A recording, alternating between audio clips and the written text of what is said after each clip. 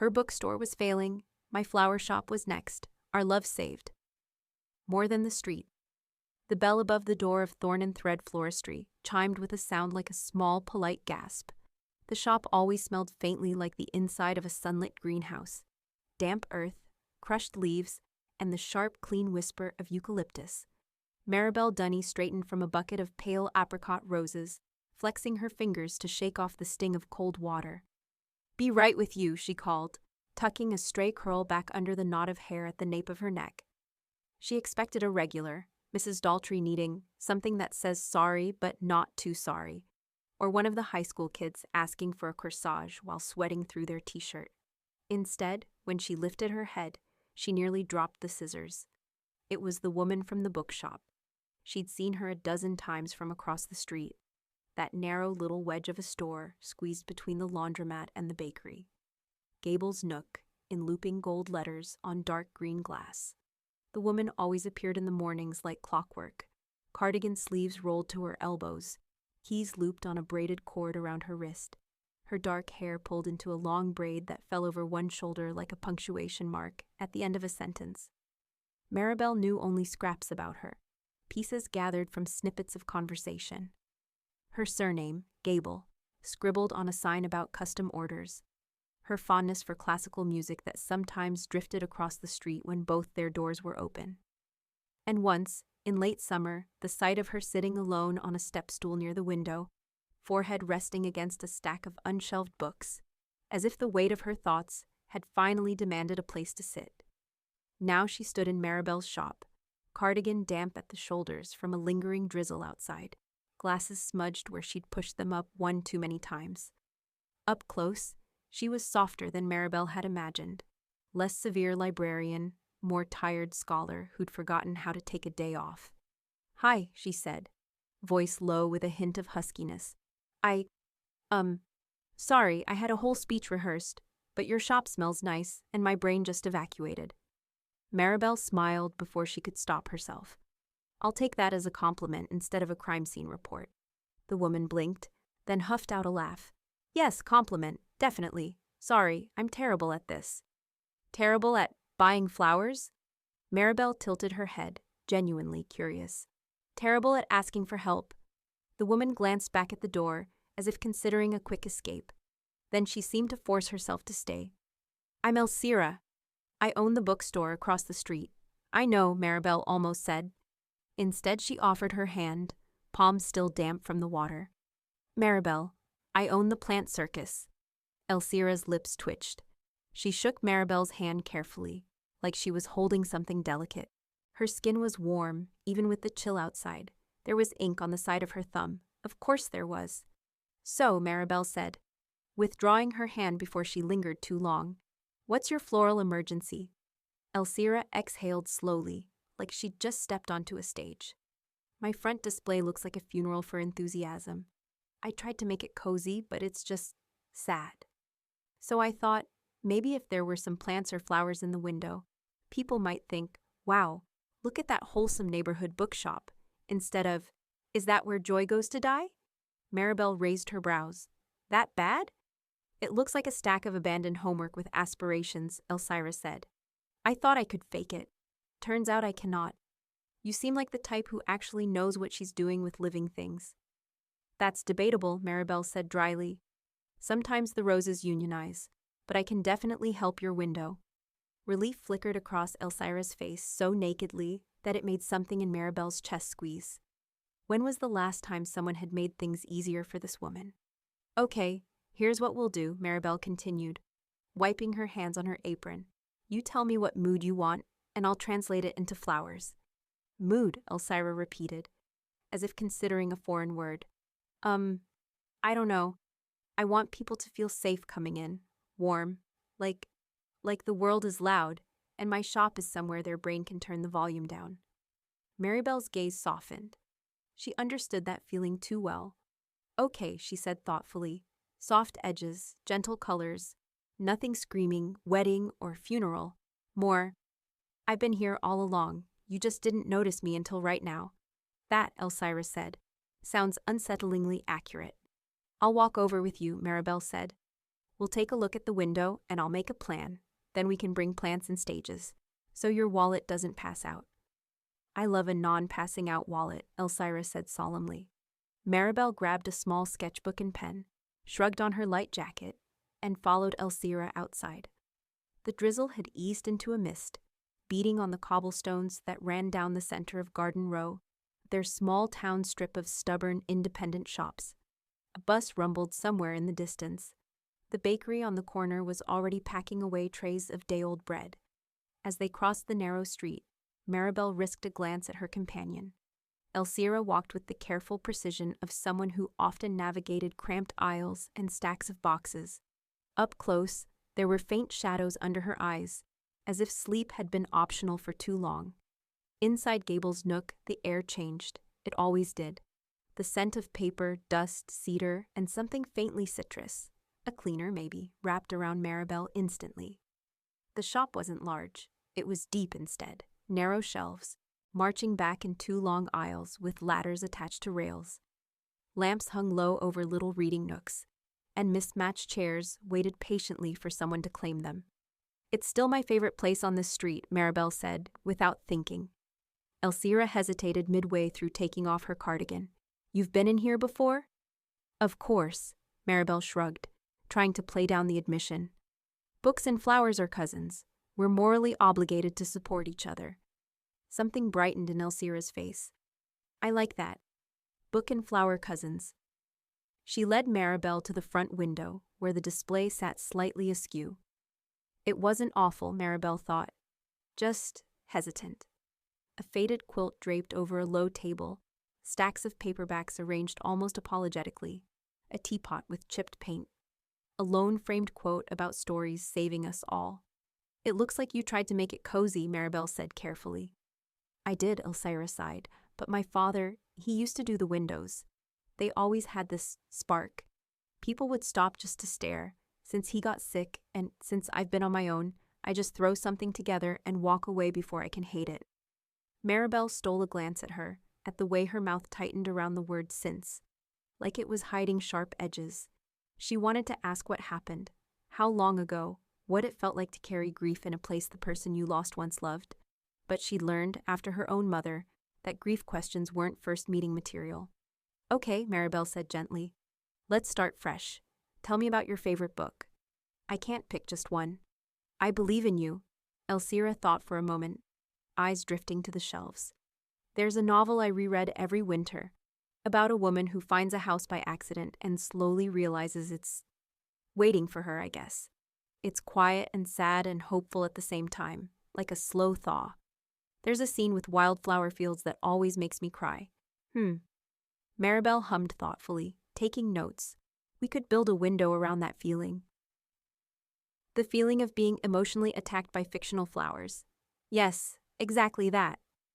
Maribel's smile widened. We'll use plants that look like they've been here forever. Herbs with soft leaves, trailing vines, maybe some small blooms that look like they wandered in from a meadow and forgot to leave. I want people to feel like the stories are waiting for them, Elsira said softly. Like the shop isn't just selling paper, it's offering somewhere to belong for a bit. There it is, Maribel said. Your mood. Belonging. Elsira's throat worked subtly as she swallowed. Yeah, that sounds right. They moved through the space together, measuring with their eyes, considering light and angles. Maribel paced, muttering to herself in floristry shorthand, occasionally stopping to doodle in her sketchbook. Elsira watched the process with open fascination, like someone witnessing magic and trying to memorize the steps. I'll start with a base, Maribel explained. Low, hardy plants that won't freak out about inconsistent sunlight. Then we'll add seasonal flowers in little vases tucked between the books. Nothing too tall, don't want to block the covers. Think of it as floral punctuation. You are the first person I've met who uses punctuation metaphors for plants, Elsira said. You own 3 shelves of grammar guides, Maribel countered. You're just jealous. Elsira tried to resist smiling and failed. The expression lit up her whole face, dimming the tiredness for a moment. It was devastating, in a quiet, precise way. What do I owe you for this consultation? She asked when they'd sketched out a plan. First windows on me, Maribel said. You can't mean that. Panic flickered over Elsira's features. I can't let you just... I can, and I am, Maribel cut in, holding up a hand. Pay me in coffee and stories. Coffee I can do, Elsira said slowly. Stories are... trickier.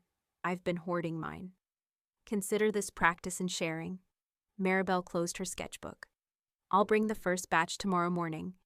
And I drink my coffee with oat milk, no sugar, unless I've had a bad day. Then just hand me espresso and don't make eye contact. Deal. Something like gratitude and caution warred in Elsira's gaze. Thank you. Really? Belonging, Maribel said again, nodding toward the window. We're both working on it, right? Elsira looked at her, really looked, and in that gaze, Maribel felt seen in a way that made her want to look away and stay put at the same time. Right, Elsira murmured. The next morning, Thorn Thread's doors stayed locked for an extra 15 minutes, while Maribel lugged 3 crates of plants across the street. Their small-town routine shifted a little to accommodate the sight. The mail carrier paused to hold the door for her. Mrs. Daltrey walked by with her terrier, gave a speculative look at the bookshop window, and nodded to herself as if approving an invisible blueprint. Inside, the 2 women fell into a rhythm that felt startlingly natural for people who had only spoken twice. Hand me that trailing ivy. Not that one, the dramatic one. They're all dramatic. Fair. They arranged clay pots at different heights, using old wooden crates from the stockroom. Maribel tucked sprigs of rosemary into small vases and slid them near stacks of cookbooks. She positioned cascading pothos near fantasy novels, saying, "They look like they're about to slither into an adventure." Tiny white blossoms of waxflower nestled near poetry collections. A single, perfectly imperfect rosebud found its home beside a worn copy of the winter novel Elsira had mentioned. This, Elsira said when they stepped back, is witchcraft. Your witchcraft is knowing exactly where that book should go. Maribel pointed at the rosebud's neighbor. Mine just involves dirt. Customers trickled in throughout the day, leaving damp umbrellas by the door, stamping rain off their boots. Several paused at the window, their faces softening, shoulders unknotting just a little. One woman came inside murmuring, I don't even need a book. I just wanted to experience that window up close. Every time Maribel saw the way Elsira's expression shifted. Surprise, then relief, then a private joy she tried and failed to hide. Around lunchtime, Elsira slid a takeaway coffee cup onto the counter at Thorn Thread. Truce offering, she said when Maribel glanced up from binding a bouquet. I didn't know we were at war, Maribel replied, but the smile was already forming. Mutual armed agreement of caffeination, Elsira suggested. Now you're speaking my language. It became a quiet ritual. Morning coffees traded across the street. Occasional lunches eaten sitting on the curb between their shops when the weather cooperated. Late afternoon conversations when business was slow, shouted lightly from their respective doorways. The town had opinions. Garden Row thrived on slow gossip, gently circulated like flyers. About time Gable had someone to talk to, the baker muttered one day while picking up sunflowers. Those 2 fit, the mail carrier told Maribel in an offhand tone, as if arranging the entire street's social life was part of his route. You both fuss over your shelves like you're tucking children into bed. Maribel brushed off the comments with a roll of her eyes, but at night, closing the shop, she found herself staring across the street more often, at the lamp that stayed on long after closing time, at the silhouette of a woman moving slowly between the stacks. She saw, too, the moments when the wait showed. Some evenings, Elsira sat on a stool behind the counter, rubbing at one wrist absent-mindedly, expression pinched. Sometimes she stood at the front window, fingers pressed to the glass as if searching for an answer in the reflections. Once, Maribel caught sight of her with a framed photograph in hand, thumb tracing the edge of it before she returned it to its spot. The first time Maribel was in the bookshop after hours, it was by accident. She went in to drop off a small bouquet of leftover ranunculus, ones that were too open to sell at full price, but still lovely, and found the door unlocked. Lights on, sign turned stubbornly to open, despite the late hour. Elsira, she called. The shop was empty of customers. Soft piano music played from a speaker on the shelf, the kind with gentle, repetitive notes meant to soothe overstimulated brains. Maribel moved further in, the sound of her footsteps dull on the worn rug runner. She found Elsira in the stockroom, standing in front of a archy pile of boxes. Her hands were braced on her knees, breath coming fast. "Hey," Maribel said, gentler now. "You okay?" Elsira flinched, straightened too quickly. "I'm fine. I just got dizzy. It's stupid. I'm fine." "You're breathing like you ran up a mountain," Maribel observed quietly. "Did the boxes attack you?" An invoice came in, Elsira said, then laughed shakily at her own answer. "Sorry, that sounds dramatic. Try me. The distributor raised their minimum again." She gestured at the boxes. "I had to order more to get free shipping, and now I'm staring at a month's rent in hardcover. I know it'll sell eventually, but I'm so tired of living in eventually." Maribel stepped fully into the room, ignoring the impulse to apologize for intruding. "Have you told anyone how bad it is?"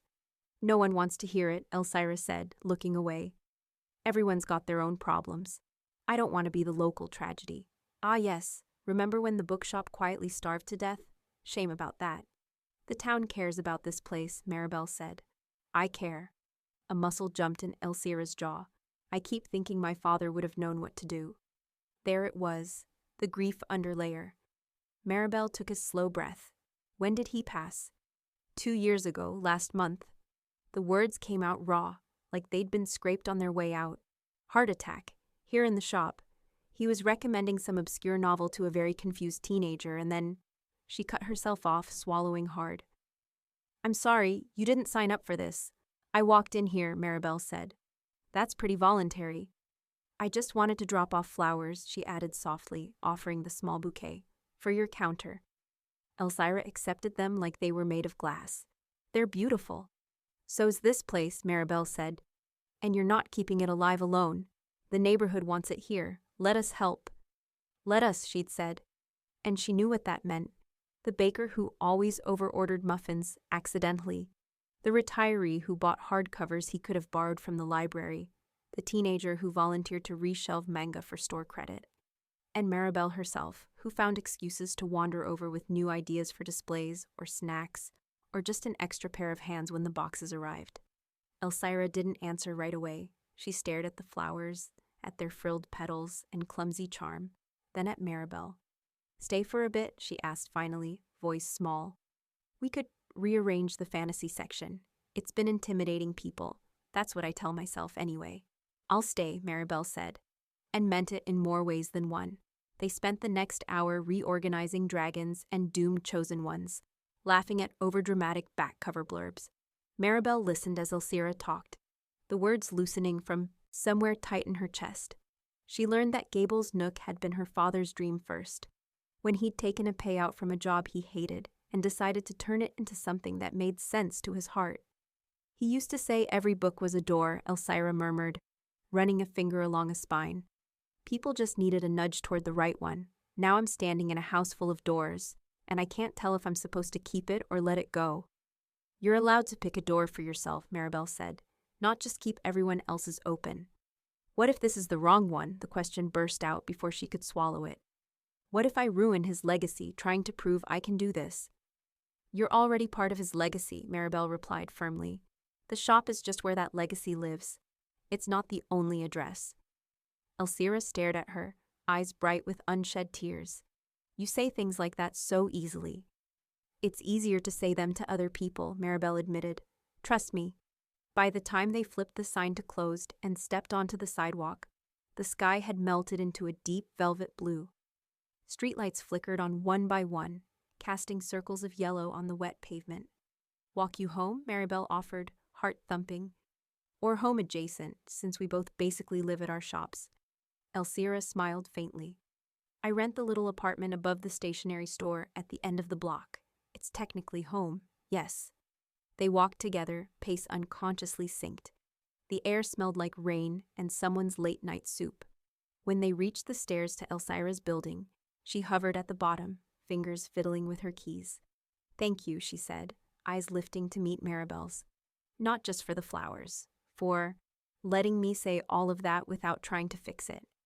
"I am aggressively underqualified to fix anyone's life," Maribel said. "I can only offer plants and bad jokes." They're not bad, Elsira said. They're a little dangerous, actually. How so? They make me want to keep talking, Elsira admitted quietly. And that's not something I've wanted in a long time. Maribel's throat tightened. I like hearing you, she said, the truth slipping out before she could dress it up. I want to hear more. There was a beat of charged silence. Something like a question flickered in Elsira's gaze, then retreated. Good night, Maribel, she said, voice soft. Good night, Elsira. They parted, but that night, both lay awake staring at their respective ceilings, replaying the same snippets of conversation and wondering if they were imagining the weight of that shared gravity. As autumn tilted toward winter, their days knitted tighter. They collaborated on seasonal displays, a November window of dried grasses, golden mums, and books about homecomings. A December corner with tiny spruce branches nestled in, mason jars beside stacks of winter tales. They organized a Pages and Petals event, where customers who bought a bouquet received a coupon for a book and vice versa. On the night of the event, Thorn Thread was strung with fairy lights that glowed like captured stars. Gable's Nook hummed with the murmur of conversation as people drifted between the shops, cheeks flushed from the chill and cups of spiced cider in hand. Maribel moved through the crowd, fine-tuning arrangements, checking that no one had knocked over a display. Every so often, her gaze found Elsira's across the street, busy at the register, laughing with customers, eyes brighter than usual. When the rush dribbled down to a few lingering browsers, Elsira slipped into Thorn Thread, cheeks rosy. We made it, she said, setting a tray of leftover cookies on the counter. No one spilled cider on a rare edition. I consider that a success. And no one tried to eat the eucalyptus, Maribel replied. We're unstoppable. They shared a cookie in comfortable quiet as Maribel dismantled a centerpiece, fingers deftly separating stems to be repurposed the next day. You look happy, Maribel said after a while, watching her out of the corner of her eye. I am, Elsira admitted, almost surprised by herself. Tonight felt like how the shop used to feel, alive. That's you, Maribel said. You're the one lighting it up. Don't, Elsira protested softly, ducking her head. You give me too much credit. You don't give yourself enough, Maribel replied. So I'm balancing the scales. Elsira's mouth curved, then went serious again. Can I ask you something? Sure. Why flowers? She gestured around them. Why this, of all possible lives? Maribel hesitated, caught off guard by the question's weight. Most people asked purely out of small talk, not because they actually wanted the answer. With Elsira's gaze steady on her, it felt like the question was an invitation. My mother loved flowers, Maribel said slowly, tracing a finger along the stem of a carnation. She didn't have a garden, just potted plants on every surface. We moved a lot when I was a kid. Jobs, rent hikes, that whole dance. But she always made sure we had something growing. She used to say roots weren't just in the ground. She sounds grounded, Elsira said. She tried. A small smile tugged at Maribel's lips. When she got sick, I brought her flowers every week. The nurses joked that she had the best-smelling room in the ward. After she died, the only thing that felt like it made sense was, keep doing that, bringing life into blank spaces. You're good at it, Elsira said quietly. You make things feel less empty. Maribel shrugged, trying to shake off the vulnerability of the admission. Anyway, I took a job at a florist to pay rent while I figured out my life. Then the owner retired and sold the shop to me for a price that made me cry in the back room. Here we are. Here we are, Elsira echoed. Lightning flickered on the horizon, faint and distant. The forecast had mentioned a storm front moving in overnight. One of those late-season tempests that tried to remind everyone that winter could still bite if it wanted. By the time closing rolled around, the sky had bruised into a heavy charcoal. The first low rumble of thunder vibrated through the street as Maribel turned the lock on her door. She paused, hand still on the deadbolt, when a flash illuminated the road, and the ensuing thunder cracked so quickly it made her heart jump. Right after it, as if responding on cue, the lights in Gable's Nook flickered violently and went out. Maribel's stomach dropped. She knew, somewhere in the back of her mind, that the bookstore had battery-powered lamps and a flashlight in the back.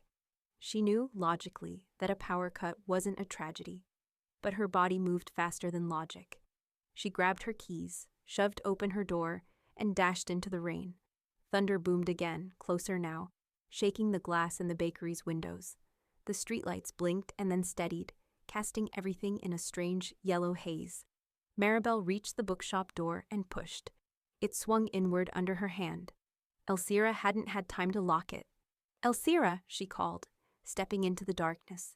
The emergency lights near the back glowed faintly, but the front half of the shop was bathed in shadow. The shelves loomed like ghosts of themselves. Rain hammered the windows, each strike louder than the last. She heard it then, a thin, ragged sound. A breath or a whisper, she couldn't tell which. "Elsira," she called again, softer now. In here came a strained voice, somewhere between the front window and the central display table. Maribel navigated by memory more than sight, sliding a hand along the counter until she rounded it. She found Elsira sitting on the floor, back against the shelves, knees pulled to her chest. Her fingers dug into the fabric of her jeans, knuckles white. Her eyes were wide, catching what little light there was like a startled animal. "Hey," Maribel murmured, kneeling in front of her. "You're okay. It's just me." "I know," Elsira rasped, though her breathing was shallow and fast. "I know, it's just, I hate storms." "Yeah?" Maribel's voice softened further. "What about them?" The sound, the flashes, the unpredictability. Her words tripped over each other.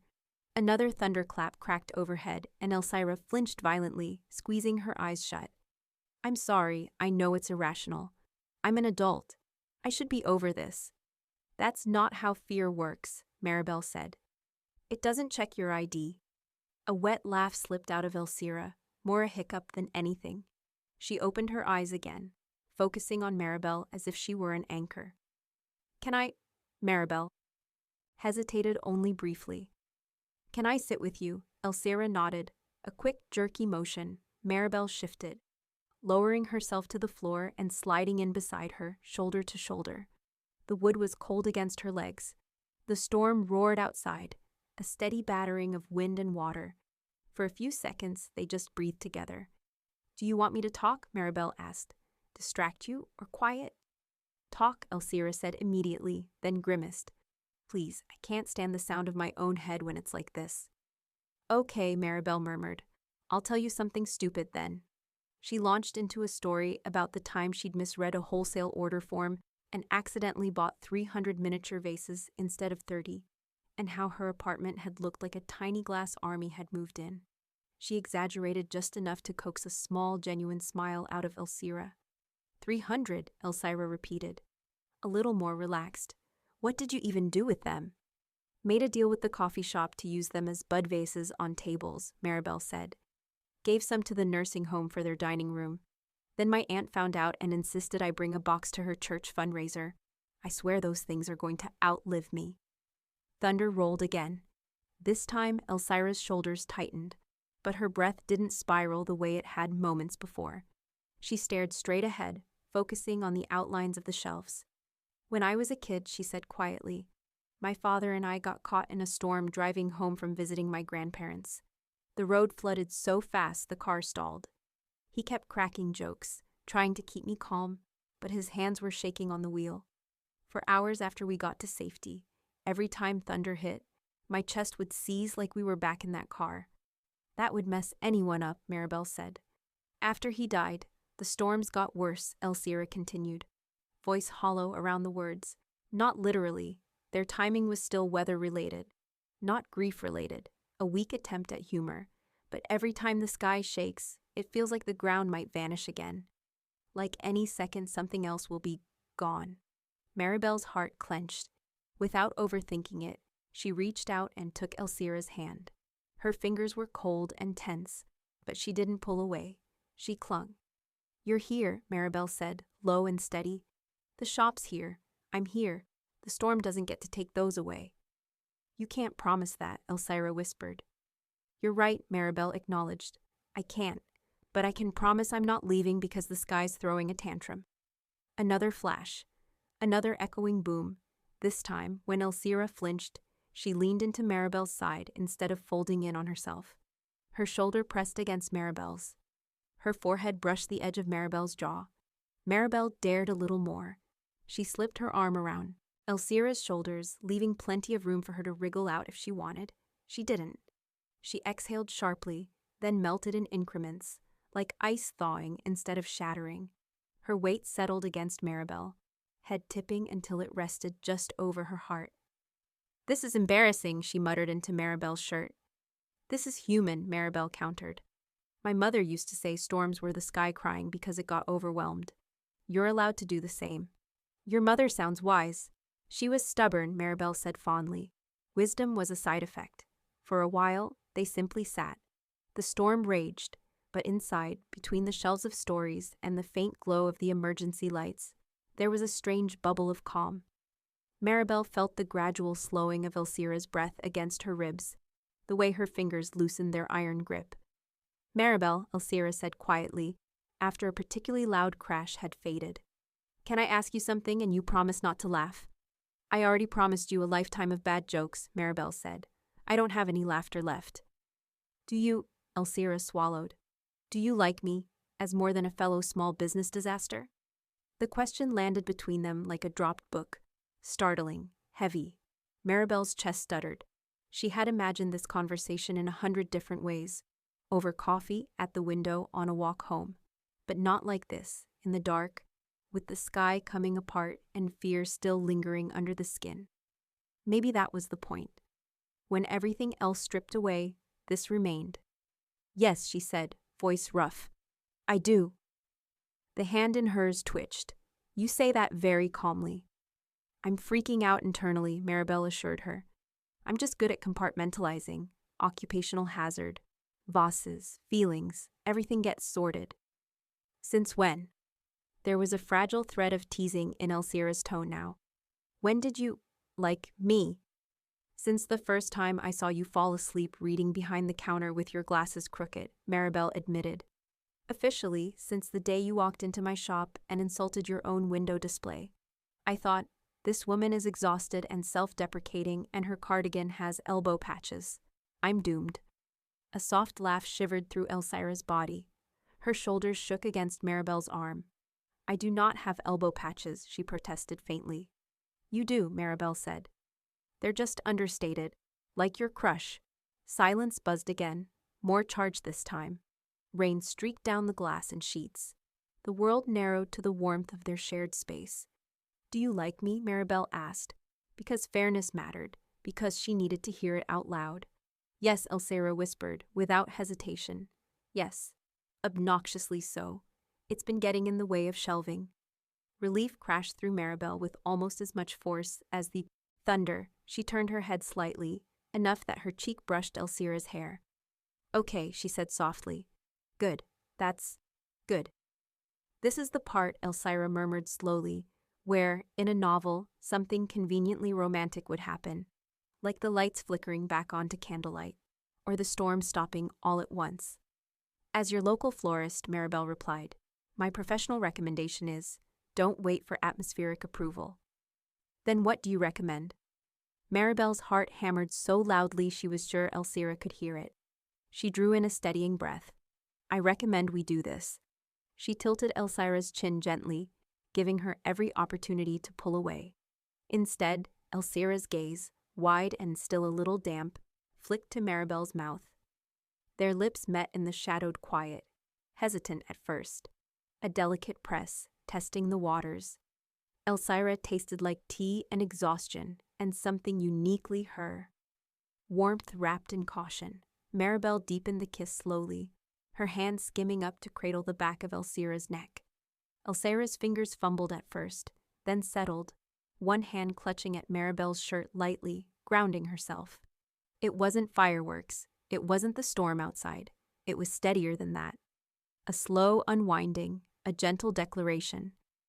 "I am here, and I see you, and I want this."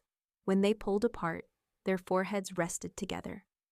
The storm rumbled distantly, like it had wandered further down the horizon to bother someone else. "Is this real?" Elsira whispered. "If it's not, my imagination deserves a raise," Maribel said. Elsira let out a breathy half-laugh that turned into a small, unsteady sound.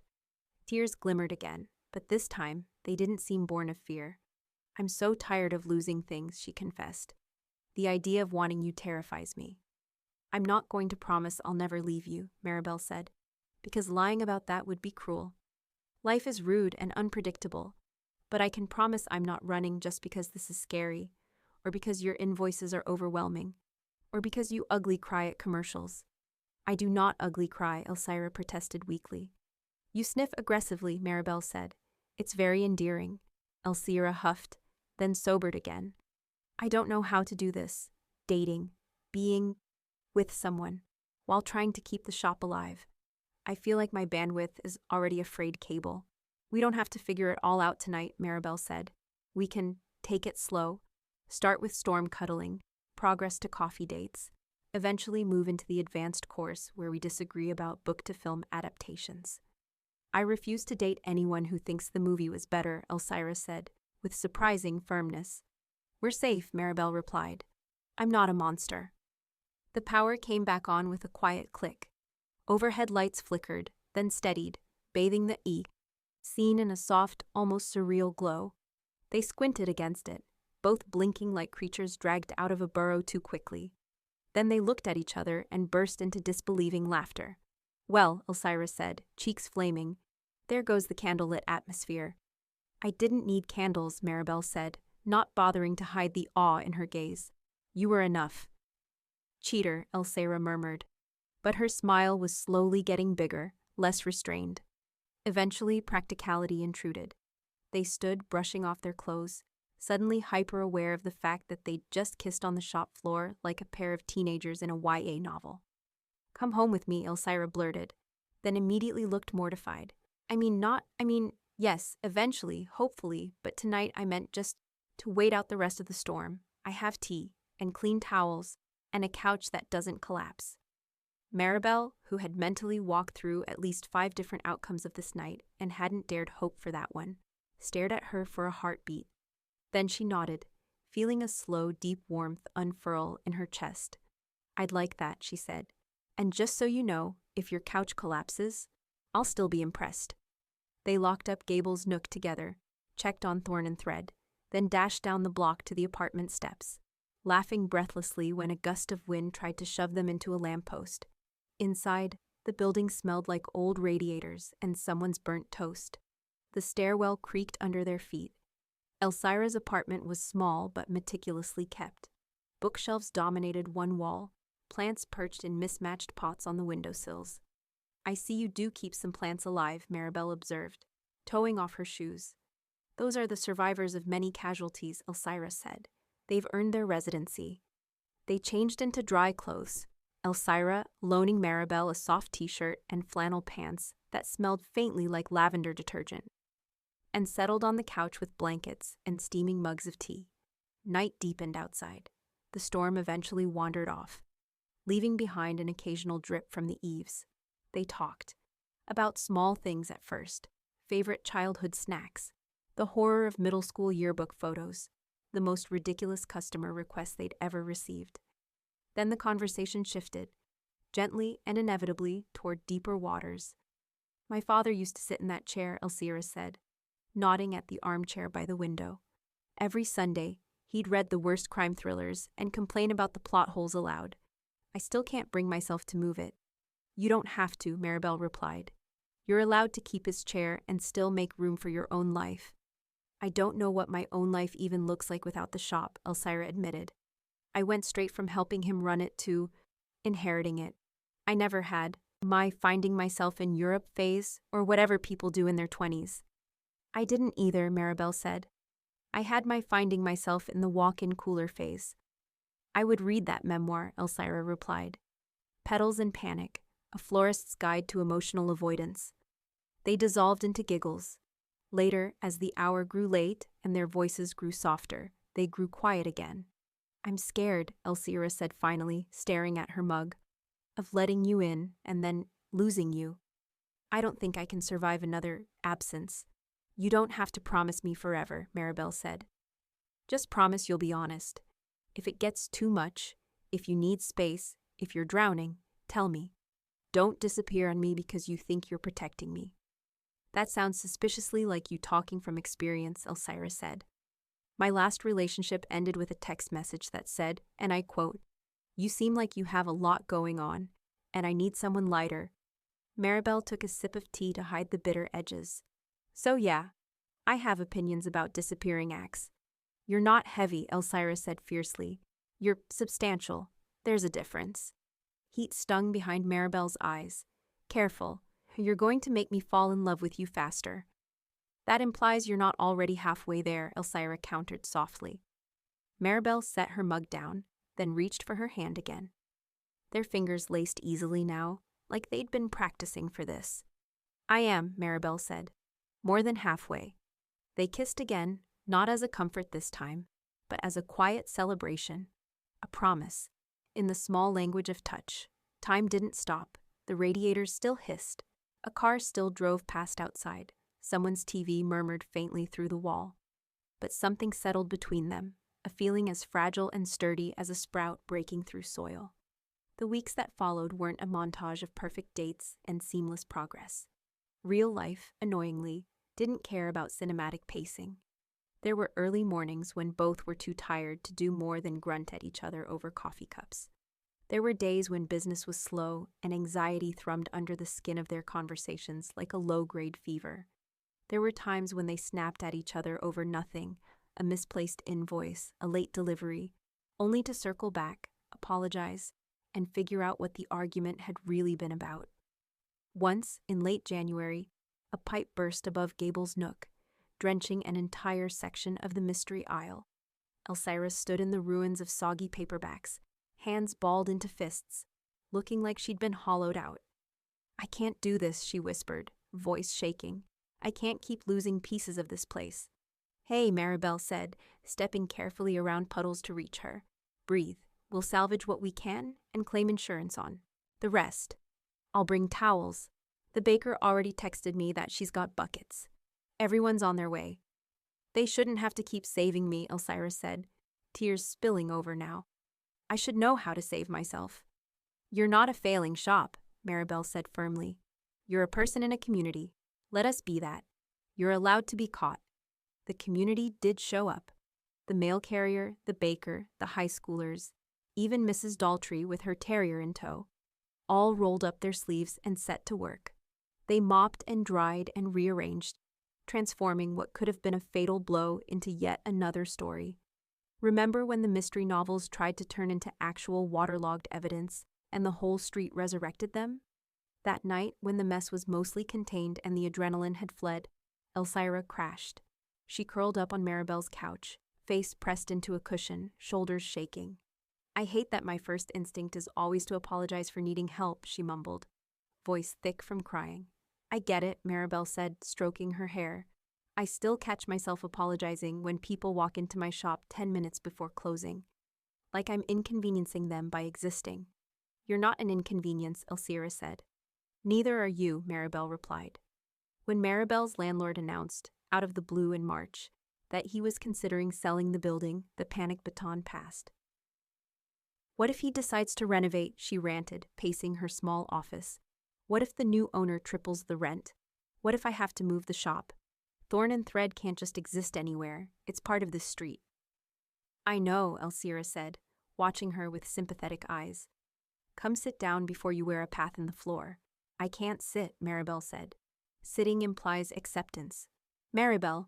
Elsira stood, intercepted her mid-pace, and placed her hands on her shoulders. Look at me.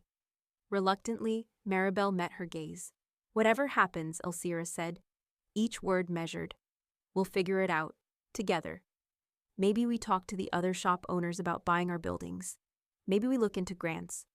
Worst case scenario, we find a new place and move both shops closer, like some sort of stubborn queer cultural annex. But you are not going to quietly disappear either, do you hear me? You say that like you're not terrified half the time, Maribel muttered, though the knot in her stomach loosened a little. I am terrified, Elsira said, almost constantly. But I've learned something from you. What's that? To not let fear be the only voice in the room. Spring eventually arrived with tentative bursts of green between the cobblestones and the first brave blossoms on the trees lining Garden Row. They planned a joint Bloomin' Book festival for the street, pitching it to the town council with a mix of shameless charm and spreadsheets. We want to celebrate local stories and local growth, Maribel told the council, gesturing to their proposal. Give people a reason to come spend a day wandering the street instead of doom-scrolling at home. And we'll partner with the library, schools, other businesses, Elsira added. Make it an annual thing, something the town can look forward to. The council, moved by their persistence and the potential for tourist dollars, approved a modest budget. Flyers went out. Social media posts trickled into feeds. Soon the entire street buzzed with preparation. On the morning of the festival, Maribel woke before her alarm. She lay there for a moment, watching the early sunlight paint shifting patterns on her ceiling, feeling that fragile mix of excitement and dread that always accompanied something you'd poured your heart into. Her phone buzzed on the nightstand. "You up?" "Read the message." She smiled and replied, "Nope. This is my sleep-typing ghost." A second later, "Tell your ghost I have coffee and mild panic." 5 minutes later, she was at the door, hair hastily braided, hoodie zipped halfway, keys jangling. When she stepped outside, she found Elsira waiting on the sidewalk between their shops, holding 2 takeout cups. "You're beautiful," Maribel blurted before she could catch herself. Elsira's eyes widened. She had dressed more deliberately than usual. Deep green dress layered under a long cardigan, hair half up with a clip shaped like a tiny golden leaf. A pin on her chest announced, "Books are portals," in delicate script. "You're biased," she said, though her flush betrayed her pleasure. "I have excellent taste," Maribel said. They walked the length of the street before opening, checking decorations and vendor setups.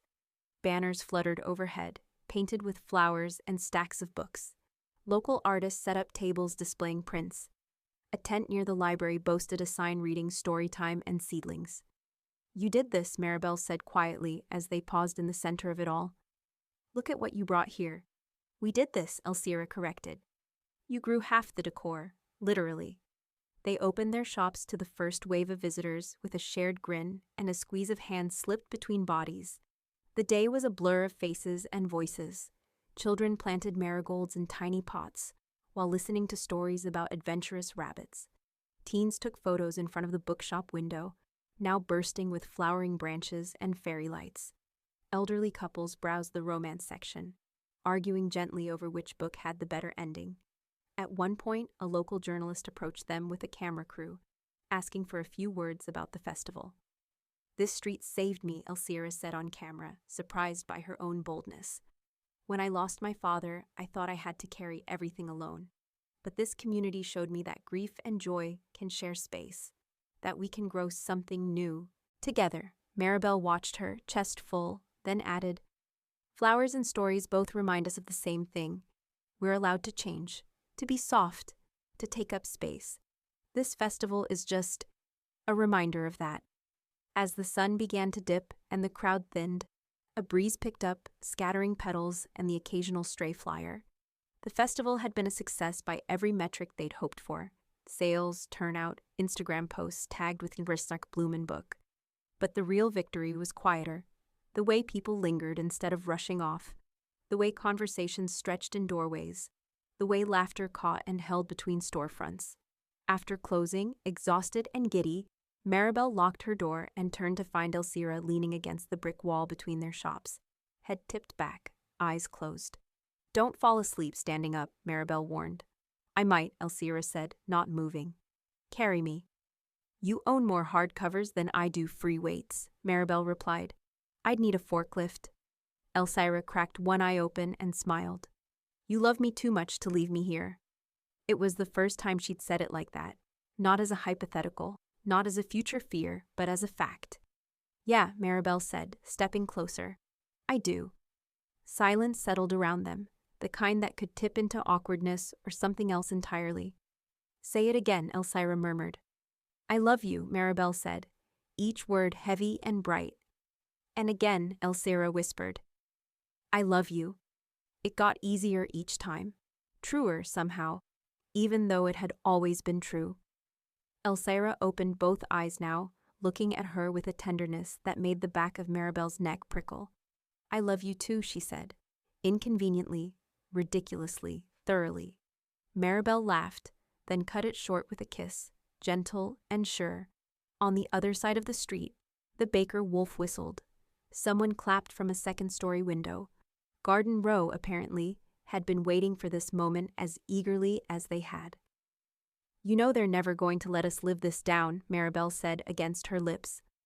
"We own a bookstore and a flower shop," Elsira replied. "We were never subtle." They walked home to Elsira's apartment together, arms linked. Later, curled up on the couch, shoes abandoned by the door, they talked about futures. Not in grand, sweeping gestures, but in small, practical plans.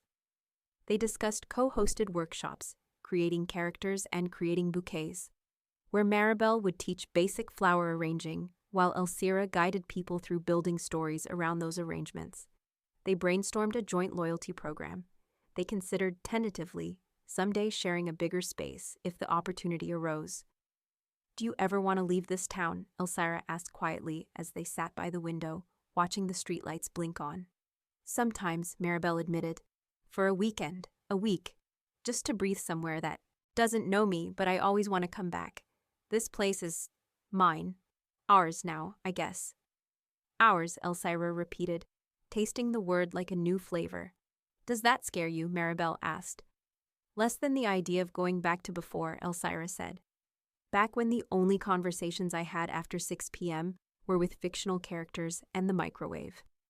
"Hey, microwaves can be very supportive," Maribel said. "Mine judges me for reheating coffee," Elsira replied. "I can feel it." Months later, when summer heat pressed lazily against the town, and thunderstorms softened into brief evening performances rather than all-night assaults, they stood again in the front window of Gable's Nook. The plants had grown, vines stretched farther along the shelves. Some of the original pots had been replaced, upgraded, or rearranged. The window no longer looked hesitant, it looked lived in. "Remember the first version of this?" Maribel asked, adjusting a stem. "Don't speak of the dark age," Elsira said gravely. "We've grown as people." "We really have," Maribel said. A little girl pressed her face to the glass from outside, staring wide-eyed at a cluster of sunflowers arranged next to a stack of adventure novels. "I want that one," they heard her say to her parent, pointing not at the flowers or the books individually, but at the entire display. Inside, Maribel and Elsira exchanged a glance. This was what they had built. Something people wanted not just to take home, but to step inside. A place where stories and petals shared the same air, where grief and hope could sit side by side on a shelf. They moved through the shop together, two women with ink on their fingers and soil under their nails, carrying their pasts and their fears and their stubborn, growing love. It wasn't perfect. It wasn't guaranteed. It wasn't safe from storms or burst pipes or rent hikes. But it was theirs. A love story that had bloomed between quiet pages and careful arrangements. Between "Can you help me?" and "Stay, please." Between the fear of loss and the decision to risk anyway. On a sleepy Thursday afternoon, during a lull between customers, Maribel leaned against the counter in Thorn Thread and watched Elsira across the street, rearranging a front table display. When Elsira looked up, their eyes met. She lifted one hand, fingers wiggling in a small wave. Maribel waved back with a sprig of greenery, making her laugh. The bell above the bookshop door chimed as someone entered. The bell above the flower shop door echoed it a moment later. Life went on. Their love did too. Not as a thunderclap, but as a steady, persistent bloom, opening a little more every day, reaching toward the light. The end. If you enjoyed this cozy sapphic love story between a florist and a bookstore owner, hit like, drop a comment about your favorite trope, and subscribe so you don't miss the next WW romance audiobook.